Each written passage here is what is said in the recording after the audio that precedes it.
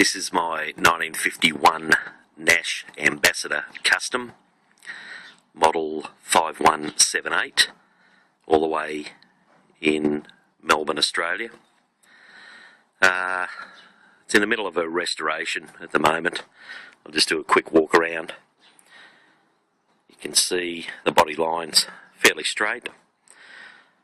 It was last registered in South Carolina in 1993, and it's had a respray sometime prior to that.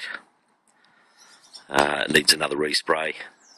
It's something else that I'm about to do.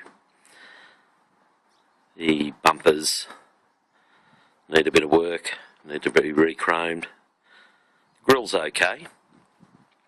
A couple of dents, but I'll get that repaired and re-chromed. I have got a badge for the front, just here, the Nash emblem.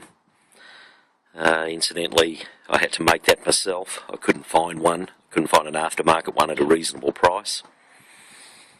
So I made it from the parts, made a mould from the previous emblem that was there, which was broken.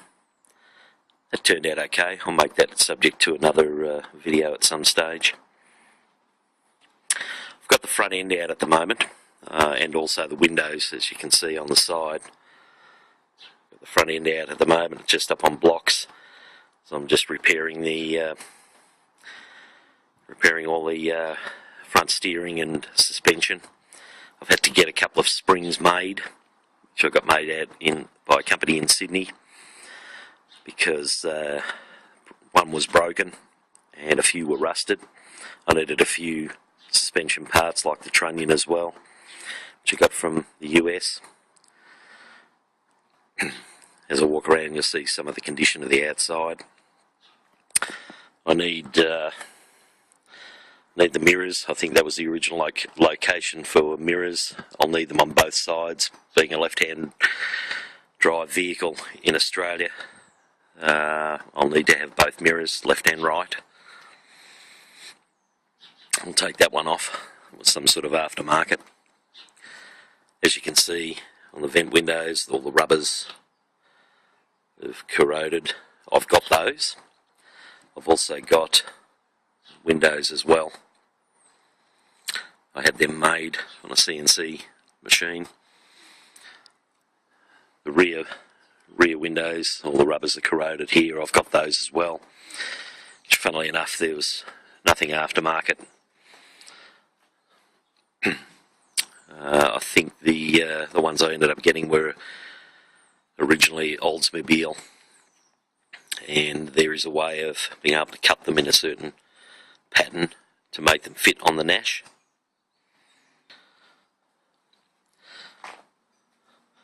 This vehicle does run, and it runs fairly well.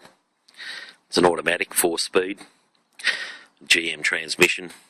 That's in good order. Running gear's good. I've basically had all the running gear out and repaired it. Big problem finding seals for all sorts of things. Differential, rear of the transmission. But I've managed to be able to source a lot of parts. I also have a video on YouTube showing the vehicle running. I'll look inside.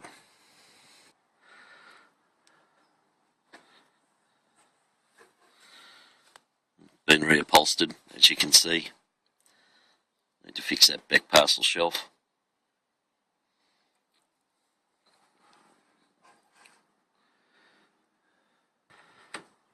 As you can see, steering linkage sitting on the floor of the front. Reasonably good condition. Dash is in good order. I have all the badges, and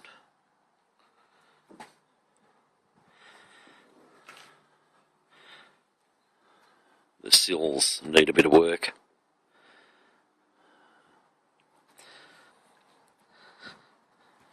Have a look at the engine.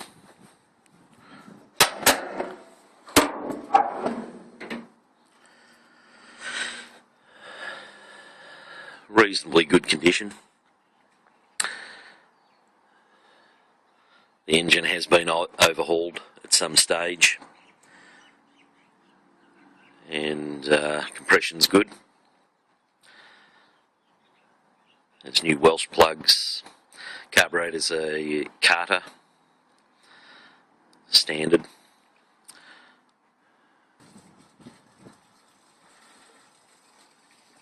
So as you can see, a bit of work to do. Most of that will be taken care of prior to respray. Okay, I'll open the boot, or the trunk.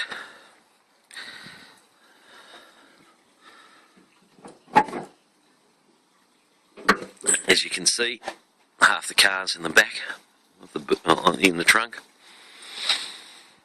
All bits of trim and other bits and pieces. People who restore cars know what I'm talking about there.